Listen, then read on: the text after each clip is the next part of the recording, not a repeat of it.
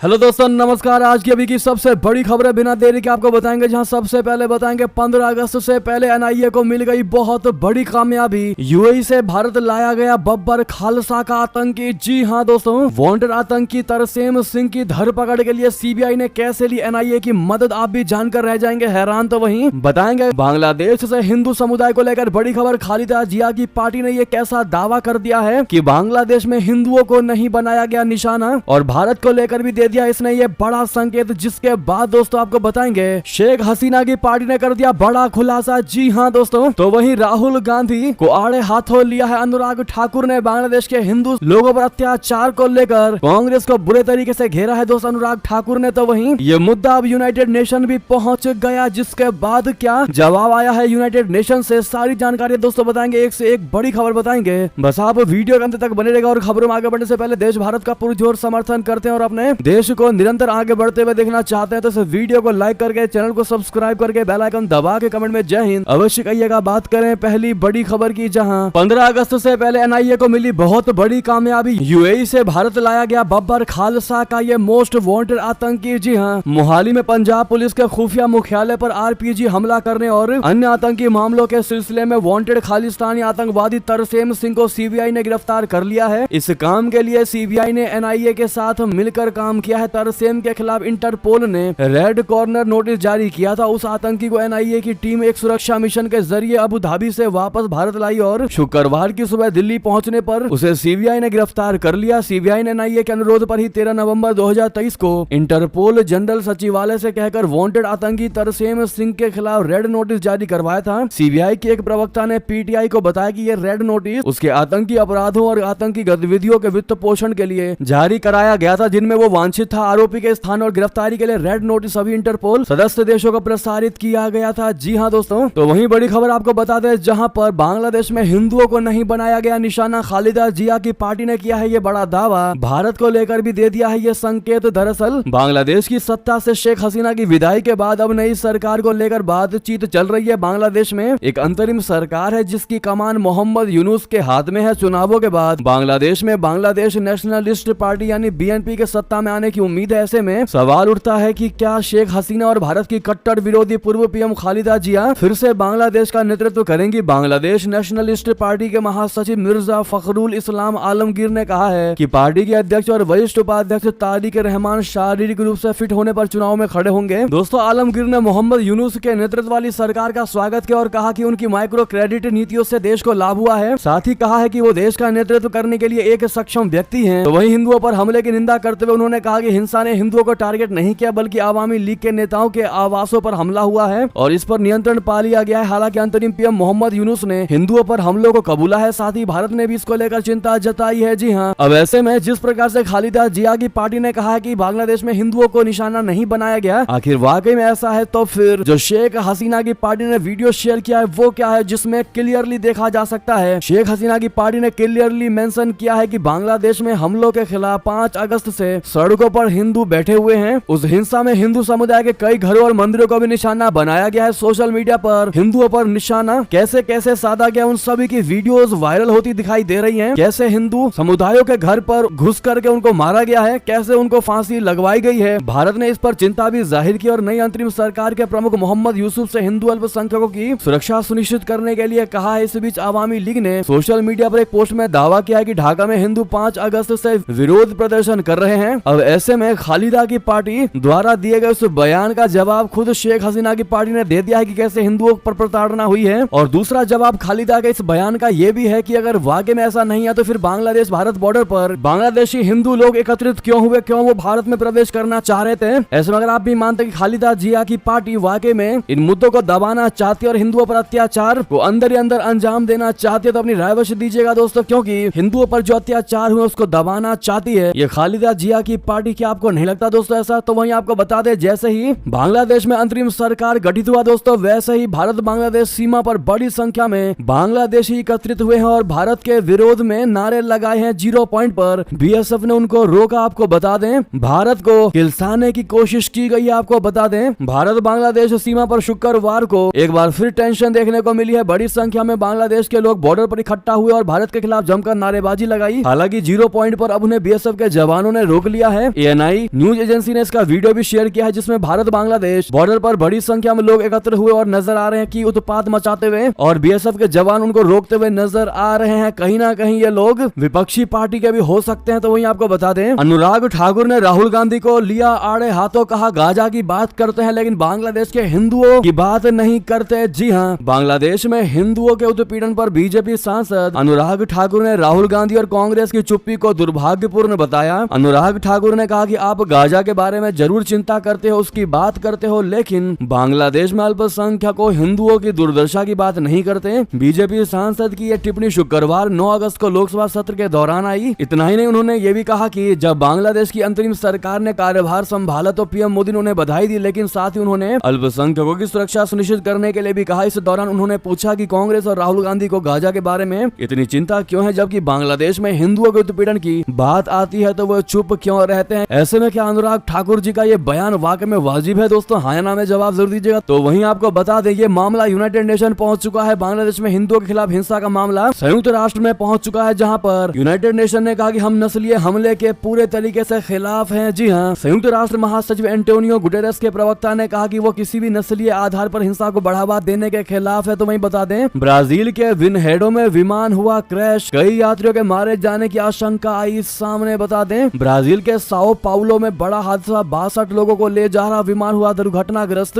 Maximum या यूं कहे पूरे लोगों की मारे जाने की खबर है। हालांकि मौत कितनी हुई है इसकी पुष्टि नहीं है, लेकिन जो सूत्रों के हवाले से खबर है वो यही है कि मैक्सिमम लोग मारे गए हैं इसमें। जी हाँ दोस्तों, ब्राजील के साओ पाउलो राज्य के विनहेडो शहर में एक यात्री विमान दुर्घटनाग्रस्त हो गया। ब्राजील की एयरलाइन वोए पास के अनुसार हादसे के दौरान प्लेन में कुल 62 लोग सवार थे। हालांकि हादसे में कितने लोगों की मौत हुई है इसकी अभी कोई जानकारी सामने नहीं आई है। तो वहीं आपको बता दें, कौन है आमना बलोच जो बन सकती है पाकिस्तान की नई विदेश सचिव। जी हाँ, अनुभवी डिप्लोमेट आमना बलोच पाकिस्तान की नई विदेश सचिव हो सकती हैं। पाकिस्तानी मीडिया में आई खबरों में यह दावा किया गया है। द न्यूज इंटरनेशनल की खबर के अनुसार यूरोपीय संघ, बेल्जियम और लग्जमबर्ग में पाकिस्तान की राजदूत बलोच 11 सितंबर को अपना पदभार संभालेंगी। वो वर्तमान विदेश सचिव डॉक्टर साइरस सज्जाद काजी की रिटायरमेंट के बाद उनकी जगह लेंगी। खबर में प्रधानमंत्री कार्यालय के सूत्रों के हवाले से बताया गया है कि प्रधानमंत्री शहबाज शरीफ के नए विदेश सचिव की नियुक्ति के लिए विदेश मंत्री के तौर पर उप प्रधानमंत्री इशाक डार की सिफारिशों को मंजूरी दे दी है। जी हाँ, तो वहीं आपको बता दें, पाकिस्तान क्या ईरान को देने जा रहा है शाहीन मिसाइल? शहबाज सरकार ने दिया जवाब, बता दी उसकी सच्चाई। दरअसल इजरायली अखबार यरूशलम पोस्ट ने अपनी एक रिपोर्ट में हाल ही में दावा किया था कि इजरायल के साथ युद्ध होने की स्थिति में पाकिस्तान की ईरान को मीडियम रेंज की शाहीन 3rd बैलिस्टिक मिसाइल दी जाएगी। इस रिपोर्ट को पाकिस्तान की शहबाज शरीफ के नेतृत्व वाली सरकार ने सिरे से खारिज कर दिया है। पाकिस्तान के विदेश मंत्रालय ने साफ किया है कि ईरान को शाहीन 3rd देने की योजना बना रहा है। विदेश मंत्रालय की प्रवक्ता मुमताज जहरा बलोच ने कहा कि इससे संबंधित रिपोर्ट्स में सच्चाई नहीं है। तो वहीं आपको बता दें, बांग्लादेश में अंतरिम सरकार बनते ही फिर मच गया बवाल, भिड़ गए खालिदा जिया की BNP और छात्र नेतृत्व का नेता। दरअसल ET की रिपोर्ट के मुताबिक बांग्लादेश नेशनलिस्ट पार्टी के कार्यवाहक अध्यक्ष तारिक रहमान और छात्र नेताओं में चुनावों को लेकर गुस्सा है। सूत्रों ने बताया है कि रहमान बांग्लादेश में जल्द चुनाव कराना चाहता है, जबकि छात्र इसे देरी से कराना चाहते हैं। रिपोर्ट में बताया गया है कि छात्र भी चुनाव में हिस्सा लेना चाहते हैं, लेकिन उन्हें पार्टी बनाने के लिए समय चाहिए। अगर चुनाव जल्दी होता है तो वे इससे वंचित रह जाएंगे, इसीलिए ही दोनों संगठन आमने सामने आए हैं। तो दोस्तों बता दें कि बांग्लादेशी हिंदुओं पर अमेरिकी अखबार ने ऐसा क्या लिख दिया जिस पर विवाद खड़ा हो गया। दोस्तों, बांग्लादेश में हिंदुओं के साथ हुई हालिया घटनाओं पर अमेरिकी अखबार न्यूयॉर्क टाइम्स ने 8 अगस्त को एक रिपोर्ट प्रकाशित की। इस रिपोर्ट में अखबार ने बांग्लादेश में पूर्व प्रधानमंत्री शेख हसीना के इस्तीफे के बाद हुई हिंदू विरोधी हिंसा को बदला लेने वाला हमला बताया। अखबार ने खबर के शीर्षक में लिखा कि प्रधानमंत्री के जाने के बाद बांग्लादेश में हिंदुओं पर बदला लेने के लिए हमले, यानी अंग्रेजी में टाइटल था Hindus in Bangladesh face revenge attacks after prime minister exit. इस खबर की सोशल मीडिया पर जमकर आलोचना की गई और इसे हिंदू विरोधी करार दिया गया। कई लोगों ने कहा कि खबर के शीर्षक से ऐसा लगता है कि हिंदू किसी तरह अपराधी हैं और उन पर हमला होना चाहिए। तो वहीं आपको बता दें, बांग्लादेश में चुनाव लड़ेंगे शेख हसीना के बेटे सजीब वाजेद, कहा सीरिया और अफगानिस्तान जैसा है हाल। दरअसल बांग्लादेश में हुई सियासी उथल पुथल के बाद पूर्व PM शेख हसीना के बेटे सजीब वाजेद जॉय ने राजनीति में आने की इच्छा जताई है। उन्होंने कहा कि वो राजनीति में उतरने के लिए तैयार हैं। टाइम्स ऑफ इंडिया की रिपोर्ट के मुताबिक जॉय ने पहले कहा था कि उनका राजनीति में आने का कोई इरादा नहीं है, लेकिन अब उन्होंने कहा है कि मैं पार्टी और उसके कार्यकर्ताओं को बचाने के लिए जो भी करना पड़ेगा मैं करूंगा। अगर मुझे राजनीति में उतरने की आवश्यकता पड़ी तो मैं भी पीछे नहीं हटूंगा। तो वही उन्होंने मीडिया से बात करते हुए, आज तक से बात करते हुए कहा कि UK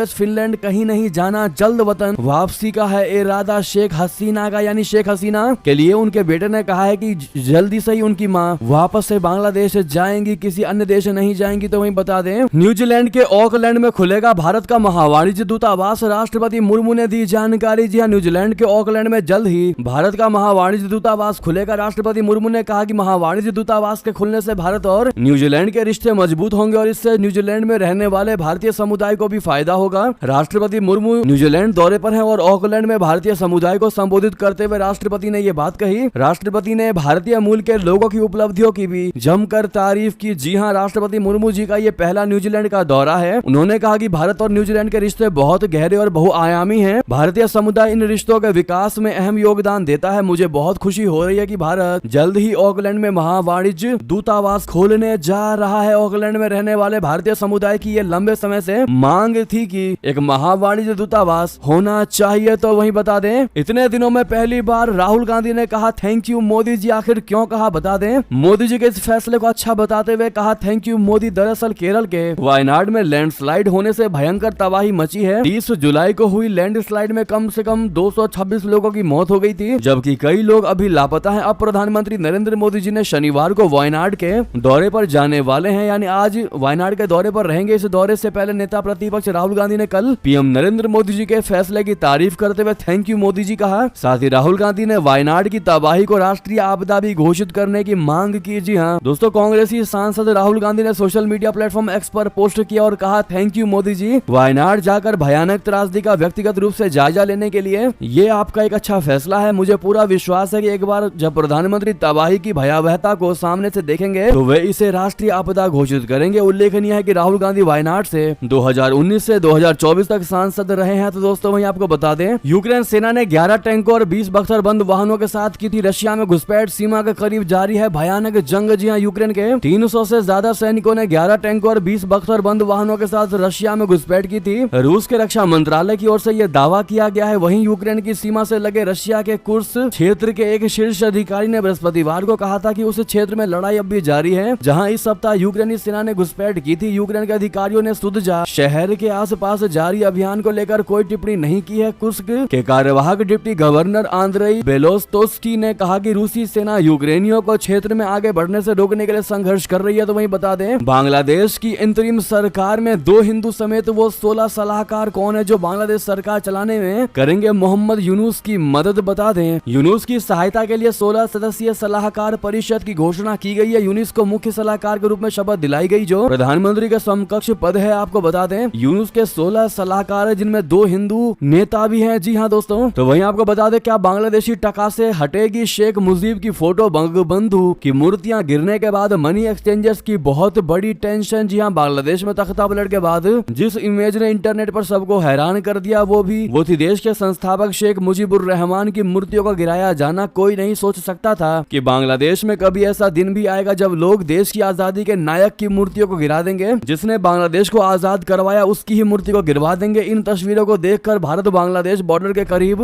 मनी एक्सचेंजर्स खासे परेशान है। उन्हें ये डर है कि जिस तरह से शेख मुजीब की मूर्तियां गिराई गई हैं, कहीं उनके तस्वीर भी बांग्लादेशी करेंसी से ना हटा दी जाए। तो वहीं बता दें, पाकिस्तान ने भारत से कहा कि बांग्लादेश सांप की तरह है, कितना भी दूध पिलाओ वो तुमको ही डसेगा। जी हाँ, बांग्लादेश के इस पूरे मसले को लेकर पाकिस्तान के प्रसिद्ध यूट्यूबर सुहेब चौधरी ने अपने देश के लोगों से बात की। उन्होंने पाकिस्तानियों से सवाल किया कि बांग्लादेश के छात्रों ने जो किया क्या वो सही था? क्या पाकिस्तान में भी इस तरह के आंदोलन की आवश्यकता है? और बांग्लादेश की नई सरकार में क्या पाकिस्तान और बांग्लादेश के रिश्ते सुधरने वाले हैं? बांग्लादेश में हिंदुओं पर हुए अत्याचार को पाकिस्तान के लोग किस नजरिए से देखते हैं? ऐसे में एक पाकिस्तानी शख्स ने कहा कि बांग्लादेश सांप की तरह है, उसको कितना भी दूध पिलाओ वो डसेगा ही। पाकिस्तानी शख्स ने कहा कि शेख हसीना के अत्याचारों से बांग्लादेश की जनता तंग आ चुकी थी, इसके बाद वो सड़क पर निकली और तख्ता पलट कर दिया। शख्स ने कहा कि बांग्लादेश के लोग भागी हैं और किसी के कंट्रोल में नहीं है। पाकिस्तान ने जब बांग्लादेश के साथ जाती की तब भी उन्होंने पाकिस्तान से युद्ध लड़ा था। शख्स ने कहा कि शेख हसीना भारत की पिट्टू है। यानी कि दोस्तों, पाकिस्तानियों में ये बौखलाहट देखने को मिली है। तो वहीं आपको बता दें, अमेरिकी चुनाव को प्रभावित कर रहा है ईरान, साइबर गतिविधियां बढ़ा दी गई है। माइक्रोसॉफ्ट ने इसको लेकर कर दिया है अलर्ट, दे दी है चेतावनी। दरअसल दुनिया की दिग्गज आईटी कंपनी माइक्रोसॉफ्ट ने शुक्रवार को दावा किया है कि ईरान ऑनलाइन गतिविधियों में तेजी ला रहा है, जिसका उद्देश्य अमेरिकी चुनाव को प्रभावित करना प्रतीत होता है। इसने कहा कि एक मामले में तो ईमेल फिशिंग हमले के जरिए राष्ट्रपति चुनाव प्रचार अभियान को निशाना बनाया जा रहा है। निजी या आपके ऑनलाइन खातों की जानकारी चुराने की कोशिश को फिशिंग कहते हैं। इसके लिए धोखाधड़ी वाले ईमेल, संदेश, विज्ञापनों या ऐसी साइट का इस्तेमाल किया जाता है जो उन साइट की तरह दिखती हैं जिनका आप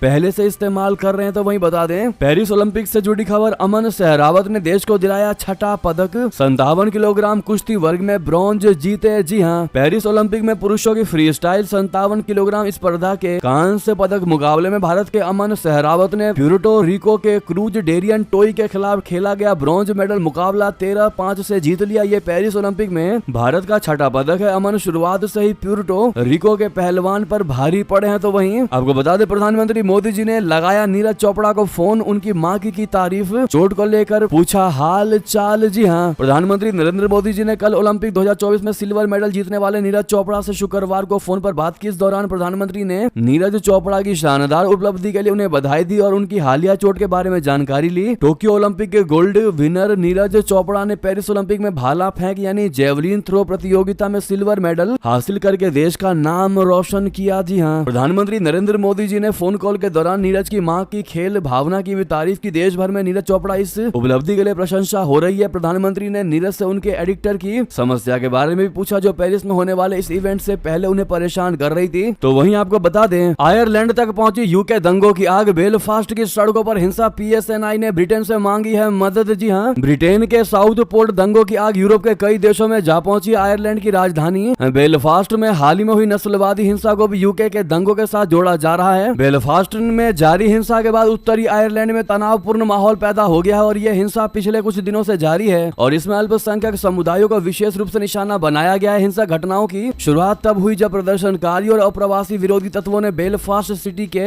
बाहर पुलिस और काउंटर प्रदर्शनकारियों के साथ झड़प की। तो वहीं बता दें, डोनाल्ड ट्रंप और कमला हैरिस महाबहस के लिए तैयार। एबीसी न्यूज के मंच पर मुकाबला, तारीख भी हुई फिक्स। जी हां, अमेरिका में इस साल होने वाले राष्ट्रपति पद के चुनाव में रिपब्लिकन उम्मीदवार डोनाल्ड ट्रंप और डेमोक्रेटिक उम्मीदवार कमला हैरिस ने 10 सितंबर को चुनावी बहस के लिए सहमति व्यक्त की है जिसमें दोनों उम्मीदवारों का आमना सामना होगा। अमेरिकी व्यापारिक टेलीविजन प्रसारण नेटवर्क अमेरिकन ब्रॉडकास्टिंग कंपनी ने यह जानकारी दी। इस घोषणा से कुछ देर पहले ही ट्रंप ने एक संवाददाता सम्मेलन में कहा था कि उन्होंने 3 टेलीविजन नेटवर्क के समक्ष राष्ट्रपति पद के चुनाव की प्रक्रिया के तहत 3 बहसों का प्रस्ताव रखा है। उन्होंने कहा कि वे सितंबर में कुछ निश्चित तारीखों पर सहमत है। तो दोस्तों वहीं बता दें, उद्धव ठाकरे के समर्थकों ने राज ठाकरे के काफिले पर फेंकी सुपारी, पुलिस ने हिरासत में लिया। जी हां, महाराष्ट्र में अब से कुछ ही महीने बाद विधानसभा चुनाव का आयोजन होने वाला है। राज्य के सभी दल अपनी अपनी चुनावी तैयारियां शुरू कर दी हैं। विधानसभा चुनाव में मुख्य मुकाबला भाजपा शिवसेना और एनसीपी की महायुति और कांग्रेस शिवसेना यूबीटी और एनसीपी शरद पवार की महाविकास आघाड़ी के बीच होने वाला है। हालांकि दूसरी ओर राज ठाकरे की महाराष्ट्र नवनिर्माण सेना मनसे ने भी अलग चुनाव लड़ने का ऐलान किया है। अब चुनाव की तैयारियों के बीच पार्टियों के बीच तल्खियां भी सामने आ रही हैं। शुक्रवार को शिवसेना उद्धव गुट के समर्थकों ने कथित तौर पर राज ठाकरे के काफिले पर सुपारी फेंकी है। शुक्रवार की दोपहर 2 महाराष्ट्र के बीड जिले में मनसे प्रमुख राज ठाकरे के काफिले पर कथित तौर पर सुपारी फेंके जाने का मामला सामने आया है। पुलिस ने इस मामले में शिवसेना यानी यूबीटी के 4 समर्थकों को गिरफ्तार भी किया है। आपको बता दें कि राज ठाकरे शिवसेना के प्रमुख उद्धव ठाकरे के चचेरे भाई हैं और वो इस वक्त मध्य महाराष्ट्र क्षेत्र के दौरे पर हैं। तो दोस्तों बता दें, मनीष सिसोदिया 17 महीने बाद तिहाड़ जेल से हुए रिहा। कहा, तानाशाही से जेल में डाला, संविधान ने बचाया। जी हां, शराब घोटाले मामले में जमानत मिलने के बाद मनीष सिसोदिया शुक्रवार शाम जेल से बाहर आ गए। आम आदमी पार्टी कार्यकर्ताओं में बड़ी संख्या में जेल के बाहर जमा होकर सिसोदिया के रिहा होने का जश्न मनाया। रिहाई के वक्त मनीष सिसोदिया के साथ आम आदमी पार्टी के राज्यसभा सांसद संजय सिंह भी नजर आए। पार्टी कार्यकर्ताओं को संबोधित करते हुए सिसोदिया ने कहा कि वो बाबा साहब के संविधान की बदौलत ही जेल से बाहर आ पाए हैं और आधार पर केजरीवाल भी जल्द छूटेंगे। तिहाड़ में बंद दिल्ली के पूर्व सीएम मनीष सिसोदिया को शुक्रवार को बड़ी राहत मिली थी। दोस्तों वहीं बता दें, राज्यसभा में जया बच्चन और जगदीप धनखड़ के बीच बड़ी तगड़ी और हॉट बहस छिड़ती नजर आई। समाजवादी पार्टी सांसद ने लगाए गंभीर आरोप। दरअसल राज्यसभा में शुक्रवार के दिन समाजवादी पार्टी की सांसद जया बच्चन और सभापति जगदीप धनखड़ के बीच तीखी बहस हुई। बहस खत्म होने के बाद जया बच्चन ने सदन के बाहर मीडिया से बात की और जगदीप धनखड़ पर आरोप लगाए। सदन में जया बच्चन ने जगदीप धनखड़ के बोलने के तरीके पर आपत्ति जताई थी। उन्होंने कहा कि वो अभिनेत्री हैं, कलाकार हैं, टोन समझती हैं और सभापति की टोन या बॉडी लैंग्वेज हाव भाव ठीक नहीं है। इस पर जगदीप धनखड़ ने कहा कि बेशक आप टोन समझती हैं, लेकिन एक अभिनेता को डायरेक्टर की बात सुननी होती है। यहाँ का डायरेक्टर मैं हूँ, इसलिए मेरी बात मानिए, बैठ जाइए। तो वहीं सदन से बाहर निकलने के बाद जया बच्चन ने कहा कि जब तक जगदीप धनखड़ चेयर चेयर पर बैठे हैं तब तक ठीक है, लेकिन सदन के बाहर वो भी आम सांसद की तरह हैं, वो हमारे अन्नदाता नहीं है। मैंने सभापति की टोन पर आपत्ति जताई थी। विपक्षी नेता के बोलते समय वो माइक बंद कर देते हैं, बुद्धिहीन जैसे शब्दों का इस्तेमाल करते। उन्होंने कहा कि आप सेलिब्रिटी होंगी लेकिन मुझे फर्क नहीं पड़ता। इस पर मैंने कहा कि मैं सांसद हूँ और मुझे बोलने दे, उन्हें माफी मांगनी चाहिए, वो कुर्सी पर बैठे हैं और उन्हें फर्क पड़ना चाहिए। ये बयान थे दोस्तों जगदीप धनखड़ जी और जया बच्चन का। बहरहाल इस पर आपकी राय तो बनती है, तो वही बता दें 900 किलोमीटर की 8 नई रेल लाइन बिछाने को मोदी सरकार ने दे दी मंजूरी। बिहार को मिल गई बड़ी सौगात। और अन्य कौन कौन से राज्यों को मिलेगा लाभ, बता दें केंद्र की नरेंद्र मोदी सरकार ने करीब 900 किलोमीटर की 8 नई रेल लाइन बिछाने की एक महत्वाकांक्षी योजना को आज मंजूरी दे दी, जो पूर्वी भारत में आर्थिक गतिविधियों को प्रोत्साहित करने एवं रोजगार सृजित करने में महत्वपूर्ण योगदान देंगी। प्रधानमंत्री नरेंद्र मोदी की अध्यक्षता में आर्थिक मामलों की मंत्रिमंडलीय समिति ने रेल मंत्रालय की इन 8 परियोजनाओं को मंजूरी दी, जिनकी कुल अनुमानित लागत 24,657 करोड़ रुपए है। ये परियोजनाएं 5 से 6 साल में पूरी करने का लक्ष्य है। तो वही बता दें ये थी अभी की सारी बड़ी खबरें। आपको हमारी खबर कैसी लगी? आशा करता हूँ बहुत अच्छी लगी होगी। थोड़ी भी अच्छी लगी है तो वीडियो को लाइक करके चैनल को सब्सक्राइब करके बेल आइकन दबा के कमेंट में जय हिंद अवश्य कहिएगा। मिलता अगली बड़ी खबर में। यहाँ तक बने रहने के लिए सभी का बहुत बहुत धन्यवाद। जय हिंद, जय भारत।